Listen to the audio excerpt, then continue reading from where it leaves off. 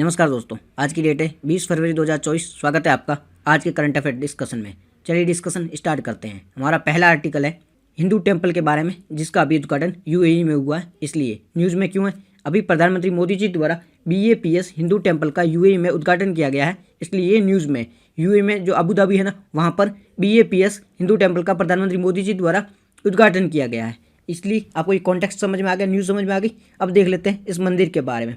इस मंदिर के बारे में, इसके फीचर जानने से पहले एक बार हम पीछे का बैकग्राउंड समझ लेते हैं। ये मंदिर बना क्यों, रीज़न क्या है। दरअसल यूएई है ना, यूनाइटेड अरब अमीरात, वहाँ पर इंडियन डायस्पोरा काफ़ी बड़ी संख्या में रहता है। इंडियन जो हमारा यहाँ पर ब्रिटिश रूल था, तो काफ़ी बड़ी संख्या में इंडियन लोग यहाँ से यूएई में चले गए। जैसे अफ्रीका में गए थे, वैसे यूएई में भी चले गए। वहाँ पर काफ़ी बड़ी संख्या में रहते हैं। उनकी डिमांड थी कि यहाँ पर एक हिंदू मंदिर भी होना चाहिए। ये जो डिमांड है 1997 से चली आ रही है। ये एक BAPS के लीडर थे जिनका नाम था स्वामी नारायण जी, उनके द्वारा ये चलाई जा रही थी। काफ़ी लंबे समय से उनके द्वारा ये मांग चलाई जा रही थी।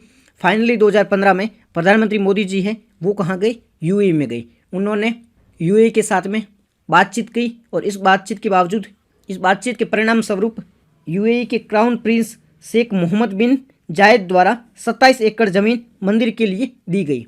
यानी कि बातचीत हुई। उसके बाद में ये जो शेख थे, क्राउन प्रिंस थे यूएई की, इनके द्वारा 27 एकड़ ज़मीन है वो मंदिर के लिए दान दे दी गई। इसके बाद में 2019 में स्टोन सेरेमनी हुई। यानी कि 2019 में प्रधानमंत्री मोदी जी द्वारा जब वहाँ पे 2019 में यूएई का दौरा किया था प्रधानमंत्री मोदी जी ने, तो वहाँ पर स्टोन रखा गया था, स्टोन सेरेमनी की गई थी।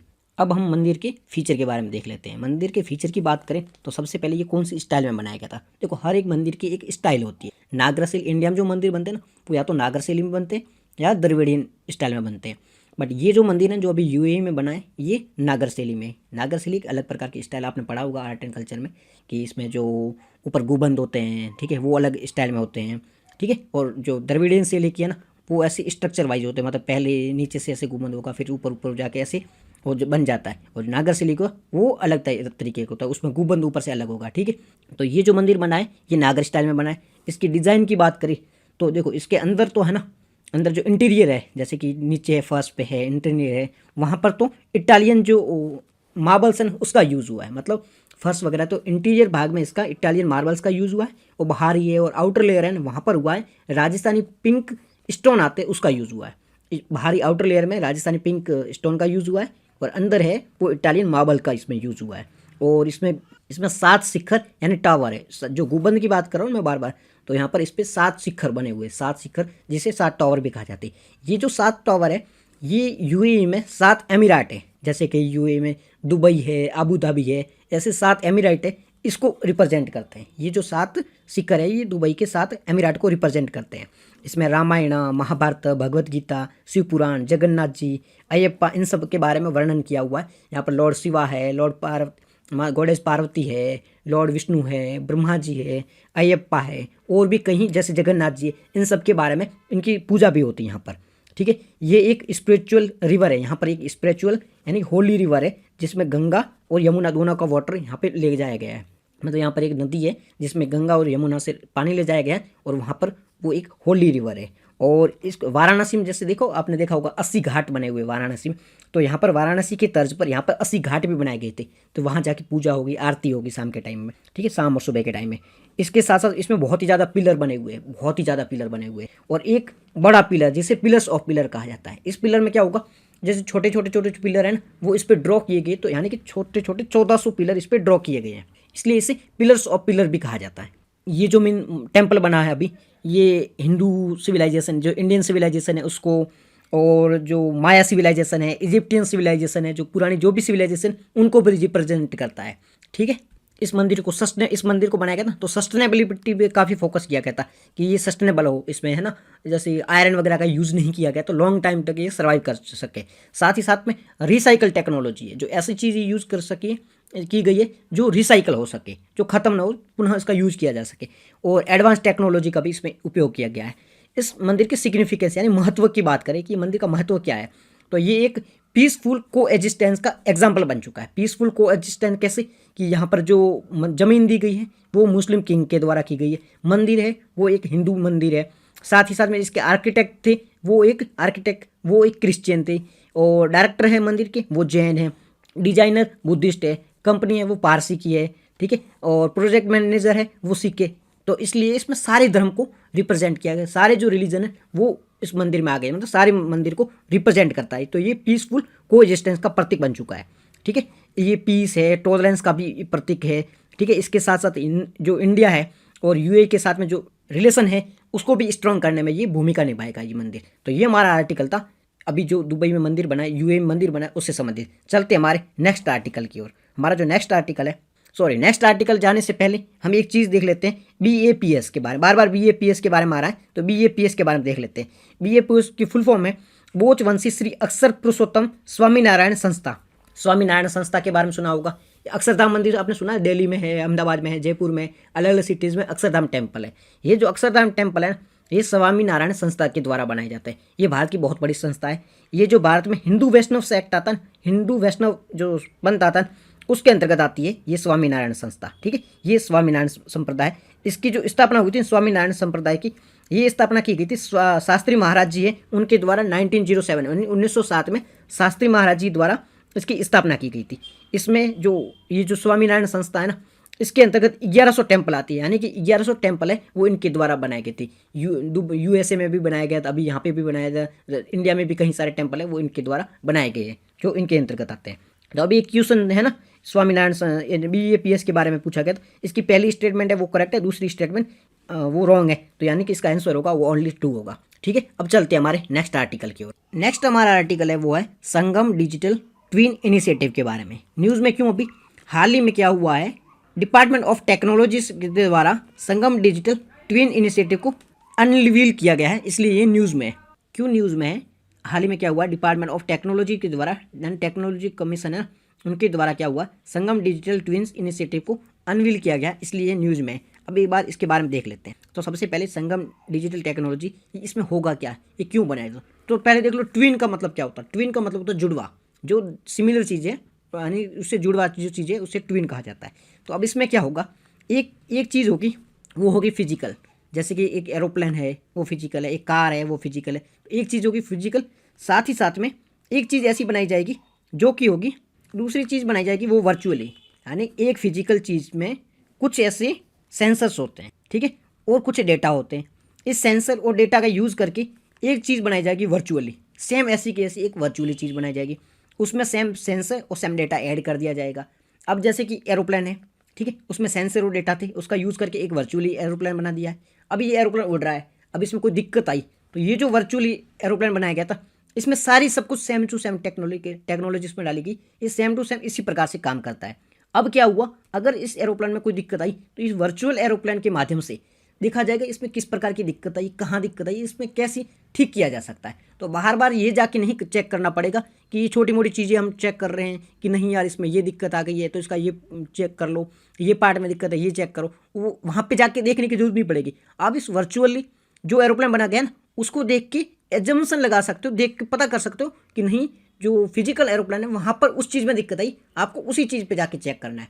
ऐसे पूरे एरोप्लेन को चेक करने की जरूरत नहीं है। तो इस वर्चुअल इसका जो एरोप्लेन है इसका इतना बेनिफिट होगा कि इसके माध्यम से आप उसको पूरा चेक कर सकते हो, क्योंकि इसमें सेंसर होंगे, सारे डेटा होंगे, तो इसके माध्यम से आप पता लगा सकते हो। ये जो है ये संगम डिजिटल इनिशिएटिव का यही मोटो है, यानी कि एक फिजिकल चीज़ होगी, इसका same to same data use करके एक वर्चुअल चीज़ बना दी जाएगी। उस वर्चुअल चीज़ के माध्यम से आप पता लगा सकते हो कि इस फिजिकल चीज़ में क्या चल रहा है, सब कुछ पूरा का प्रॉपर एज इट इज़ ऐसा ही होगा। उसके माध्यम से सब कुछ पता चलेगा कि ये वर्चुअल चीज़ में फिजिकल चीज़ में क्या चल रहा है, कैसे काम कर रहा है, कैसे काम नहीं कर रहा है, कैसे इसमें बढ़ावा दिया जा सकता है, सब कुछ इससे पता किया जा सकता है। इसमें 2 स्टेज होगी, पहला स्टेज होगा वो एक्सप्लोरेटरी स्टेज होगा जो कि स्टार्टिंग स्टेज है, उसके बाद में डेमोस्ट्रेटिव स्टेज होगा जो कि बाद का स्टेज है जिसको बाद में लागू किया जा सकता है। इसमें एक फिजिकल स्पेस होगा जो कि सेंसर और डेटा के थ्रू बनाया जाएगा, और साथ ही इसी सेम सेंसर और डेटा के थ्रू एक वर्चुअल स्पेस बनाया जाएगा। ये वर्चुअल स्पेस है वो सारा डेटा प्रोवाइड किया जाएगा इस वर्चुअल स्टेज को। इस डेटा के माध्यम से ये जो वर्चुअल है वो सब कुछ पता लगा सकता है कि फिजिकल में कहाँ क्या चल रहा है। अब इसका उद्देश्य एम क्या है, इसका एम है फ्यूचर में जो भी प्रोजेक्ट बनेंगे उसके लिए एक रोड मैप तैयार करना कि फ्यूचर में इस प्रकार के प्रोजेक्ट बन रहे हैं और उसको पता नहीं कि कैसे काम करेंगे नहीं करेंगे, तो इस वर्चुअल के माध्यम से इसका रोड मैप तैयार किया जाएगा। सिग्निफिकेंस, महत्व क्या है इसके, प्रैक्टिकल नॉलेज बढ़ेगी। हमें नहीं पता था पहले प्रैक्टिकल क्या था, हमें बनाते थे तभी पता चलता था। पहले हम लिख के सब कुछ स्क्रिप्ट रेडी कर देते थे कि हमें ये काम करना है, बट पता नहीं था एक्चुअली ये वर्क कैसे करेगा। अब वर्चुअल के माध्यम से हमें पता चलेगा कि ये एक्चुअली काम कैसे करने वाला है।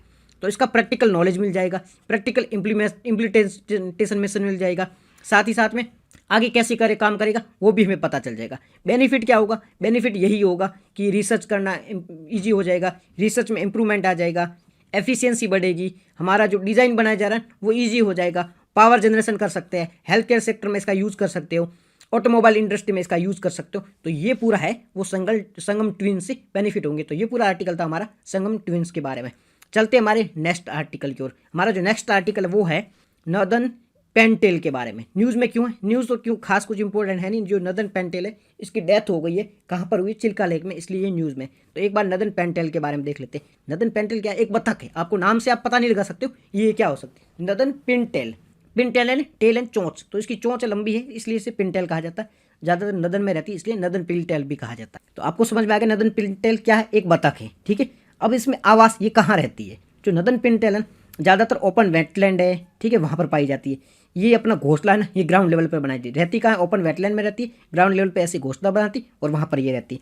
फीचर क्या है इसकी, इसकी जो ऊपर वाला जो चोंच है ना, जैसे टेल है वो ब्लैक कलर की है, और जो हेड है इसका वो ब्लैक एंड वाइटेस्ट मिक्स है, मतलब ब्लैक भी है और वाइट भी है।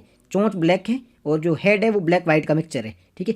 इसकी जो ब्रेस्ट है ना वो चेस्ट नट कलर की है, ठीक है। IUCN की बात करें तो ये लीस्ट कंसर्न कैटेगरी में आता है, IUCN की लीस्ट कंसर्न कैटेगरी में आता है, यानी कि टेंशन की बात नहीं, काफ़ी ज़्यादा इसकी संख्या है। अब पुलिकट लेक के बारे में भी हमने अभी बात हुई थी, जिक्र हुआ था, तो पुलिकट एक बार लेक के बारे में देख लेते हैं। तो पुलिकट लेक की बात करें तो ये ब्रैकिश वाटर लेक है, यानी कि खारे पानी की झील है।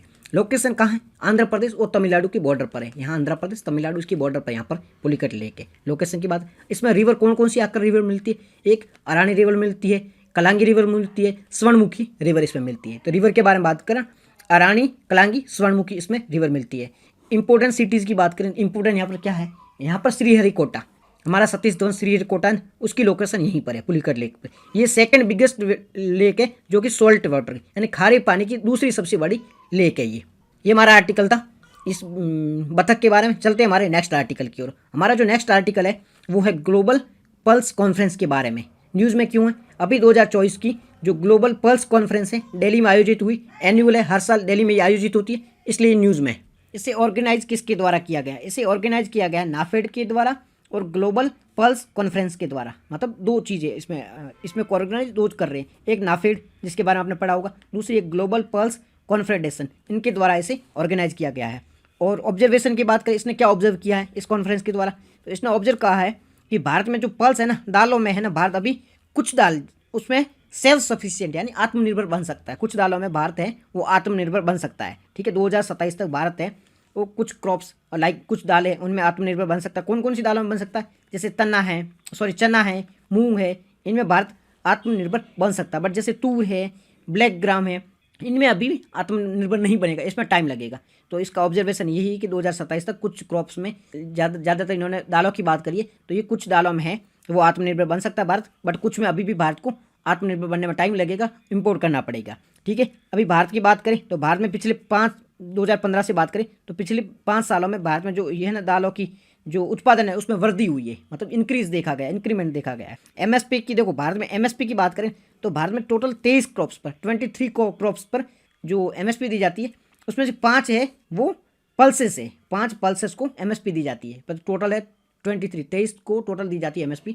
23 फसलें हैं उन पर टोटल MSP दी जाती है, उसमें 5 है वो दालों की फसलें हैं जिस पर MSP दी जाती है। कौन कौन सी 5 दालें, मूंग है, तूर है, उड़द है, मसूर है, चना है, ये 5 प्रकार की जो दालें हैं ना इन पर भी MSP दी जाती है, ठीक है। इस चीज़ को याद रखना, टोटल 23 5 दालों की कैटेगरी उनको MSP दी जाती है। और पल्सेस का इंपॉर्टेंस तो आपको पता ही है, महत्व तो आपको पता है, ये प्रोटीन इसमें बहुत ही ज़्यादा प्रोटीन का सोर्स होता है, तो गुड सोर्स ऑफ प्रोटीन है, ठीक है। और जो ज़मीन होती है, ठीक है, सॉइल्स होती है, सॉइल की प्रोडक्टिविटी भी ये इंक्रीज करते हैं, ठीक है। पल्सेस डे भी सेलिब्रेट किया जाता है हर साल 10 फरवरी को, पल्सेस डे सेलिब्रेट किया जाता है। इसको स्टार्ट किया गया था 2016 से, इसे स्टार्ट किया गया था। और 2016 में थीम क्या थी, नरिशिंग सॉइल एंड पीपल का नरिशिंग एंड सॉइल इसकी थीम थी, ठीक है। ये पूरा आर्टिकल था हमारा पल्सेस के बारे में। चलते हैं हमारे नेक्स्ट आर्टिकल की ओर। हमारा जो नेक्स्ट आर्टिकल वो है RBI issues Fiat on BPSP card transaction news में क्यों है? न्यूज़ पहले देख लो। आरबीआई ने अभी वीजा और मास्टर कार्ड है उनको BPSP जो ट्रांजेक्शन है उनकी रोक लगा दी है। अब BPSP ट्रांजेक्शन होता है क्या, रोक क्यों लगाई? देखो आरबीआई ने क्या किया है एक BPSP ट्रांजेक्शन रहता है, जैसे कि आपने नेफ्ट किया होगा, RTGS किया होगा, ठीक है, UPI किया होगा, उसी प्रकार से BPSP एक ट्रांजेक्शन का मेथड है। ये जो है ना ये बिजनेसमैन द्वारा किया था, मतलब इंडिविजुअल नहीं, कंपनी के माध्यम से। यहाँ पर कंपनी की बात हो रही है, कॉर्पोरेशन की बात हो रही है। कंपनी होती है वो अपना ट्रांजेक्शन BPSP के माध्यम से करता है। कैसे करता है? ये माना कि ये कोई कंपनी है, ये एक कंपनी है, आपकी ये कंपनी है जो कि आप पेन बनाते हो। अब आपको एक पेन बनाने के लिए रॉ मटेरियल चाहिए, ठीक है, पेन बनाने के लिए आपको इंक चाहिए और भी प्लास्टिक वगैरह चाहिए, तो ये चाहिए, ठीक है। ये रॉ मटेरियल आपने किसने खरीदा? आपने किसी वेंडर से खरीदा है, ठीक है।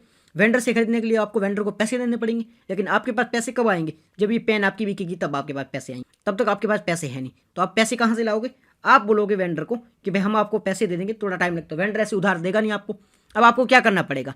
आपको क्या करना पड़ेगा? एक फिनटेक कंपनी है आपके पास में, आपकी कंपनी के पास में एक क्रेडिट कार्ड होता है, ठीक है, कंपनी का भी एक क्रेडिट कार्ड होता है। कंपनी क्या करेगी?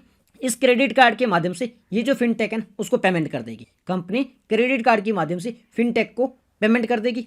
ये जो फिनटेक कंपनी है ना ये क्या करेगी? ये आगे वेंडर को पैसे कर देगी। कैसे करेगी? जैसे केस में दे देगी, या फिर नेफ्ट से कर देगी, RTGS के से कर देगी, या फिर जो भी इंटरनेट बैंकिंग उसके थ्रू कैसे भी पेमेंट कर देगी। यानी कि आपकी कंपनी है वो डायरेक्ट पेमेंट वेंडर को कर नहीं सकती, क्योंकि आपके पास में क्रेडिट कार्ड है, क्रेडिट कार्ड के थ्रू वो पेमेंट ले नहीं रहा है, ठीक है। अब उसको वर्चुअली पेमेंट देना है, मतलब उसको फिजिकली पेमेंट देना है, ठीक है, या तो केस में देना है या RTGS के थ्रू देना है।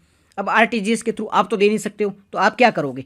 आपने एक फिनटेक कंपनी को पकड़ा, उसको जाके क्रेडिट कार्ड के थ्रू पेमेंट कर दिया।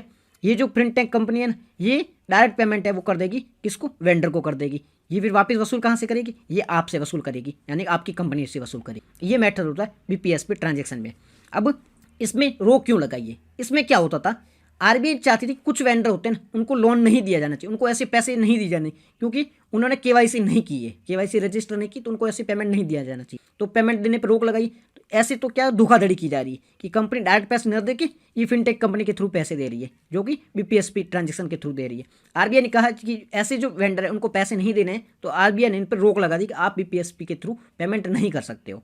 ये जो पेमेंट होता था ना ये 15 से 45 दिनों तक होता था, यानी कि 15 से 45 दिनों तक आप क्रेडिट कार्ड के माध्यम से BPSP ट्रांजेक्शन कर सकते हो। इस प्रकार के आपके ट्रांजेक्शन पर कोई भी इंटरेस्ट नहीं लगेगा। अगर 15 से 45 दिनों के अंदर अंदर आपने पैसे चुका दिए हैं तो आपको पेमेंट वापस उस पर इंटरेस्ट नहीं देना होगा। अगर आपने इसके बाद में अगर पेमेंट दिया, 45 दिन के बाद में पेमेंट दिया, तो आप पर इंटरेस्ट लगेगा, आप पर ब्याज लगेगा, ठीक है, ऐसा रूल था। बेनिफिट क्या था इसका? बेनिफिट तो क्या B2B मतलब बिजनेस टू बिजनेस जो ट्रांजेक्शन ईजी हो गया था, और लिक्विड है वो फ्लो होने लग गया था, मतलब आसानी से पेमेंट हो रहा था, और जो पैसों का है वो वितरण हो रहा था। इससे जो वेंडर्स है उनको बेनिफिट हो रहा था, कॉर्पोरेशन को बेनिफिट होना चाहिए, जो कंपनी वगैरह उनको बेनिफिट हो रहा था, क्योंकि वो है ना उनको उधारी में पैसे चल रहे थे, ऐसे नहीं कि केस में पैसे चाहिए, बिना पैसों के वो क्रेडिट कार्ड के माध्यम से भी ट्रांजेक्शन कर पा रहे थे। बट यहाँ पे घोटाले को देखते हुए, यहाँ पे जो गलत काम हो रहा था उसको देखते हुए आरबीआई ने अभी इस पर रोक लगा दी है। तो ये पूरा हमारा आर्टिकल था आरबीआई की BPSP ट्रांजेक्शन के बारे में था। अब थोड़ा BPSP नेफ्ट RTGS में अंतर देख लो। BPSP आपको समझ में आ गया, इसका यूज ओनली कंपनी कर सकते हैं, ठीक है, इंडिविजुअल इसका यूज नहीं कर सकता है, ठीक है। नेफ्ट है इसका यूज इंडिविजुअल कर सकता है, RTGS है इसका यूज इंडिविजुअल कर सकता है, ठीक है। नेफ्ट की बात करें तो इसमें जो पेमेंट होता है वो कम, मतलब जैसे कि RTGS में तो बहुत हाई वैल्यूज होते हैं, करोड़ों में ट्रांजेक्शन होता है, और नेफ्ट में है वो कम वैल्यू, जैसे लाख, 2 लाख, 5 लाख, 10 लाख ऐसे ट्रांजेक्शन हो, ठीक है। ये मतलब जो आम आदमी उनके लिए है, ये हाई इंडिविजुअल के लिए RTGS है। और नेफ्ट है इसमें जो थोड़ा टाइम लगता था, मतलब इंस्टेंट। RTGS में क्या था, आपने पेमेंट क्लिक किया तुरंत उनको चला गया, और नेफ्ट में क्या थोड़ा टाइम लगता था। तो ये एक लो इंडिविजुअल के लिए जो कम पैसे वाला है, और RTGS है ये हाई क्लास इंडिविजुअल के लिए जो बहुत ज़्यादा पैसे वाले ट्रांजेक्शन करते हैं, अंबानी वगैरह उनके लिए, BPSC कंपनी के लिए। तो आपको ये समझ में आ गया। अब आपके कुछ क्वेश्चन देख लेते हैं। जैसे BPSC से संबंधित क्वेश्चन था, उसमें पहले जो स्टेटमेंट है कि इससे NPCI रेगुलेट करती है, नहीं NPCI नहीं करती, RBI करती, तो पहली स्टेटमेंट गलत है। दूसरी स्टेटमेंट है वो ट्रू है, तो ऑप्शन होगा आपका ट्रू है, क्योंकि करेक्ट पूछा गया था, ठीक है। अब होमवर्क में कुछ क्वेश्चन है वो आपको देखने आना ट्रू फॉल्स के लिए। हमारे कल के लिए जो ट्रू फॉल्स थे उनका आंसर है, पहला तो है उसमें जो बॉक्स के बारे में, अलास्का बॉक्स के बारे में जो स्टेटमेंट है वो ट्रू है। दूसरी मोजाम्बिक के बारे में जो स्टेटमेंट है वो ट्रू है। तीसरी गुप्तेश्वर टेम्पल है वो मेघालय में नहीं है, वो ओडिशा में है, तो ये फॉल्स है, ठीक है। फिर होमवर्क में आपको ये 2 चीज़ें देख के आनी है। तो आज के डिस्कशन में इतना ही था। Thank you very much for discussion. अगर आपको PDF चाहिए पूरे लेक्चर की तो टेलीग्राम चैनल ज्वाइन कर लो, वहाँ पर आपको हिंदी इंग्लिश दोनों में PDF मिल जाएगी। Thank you.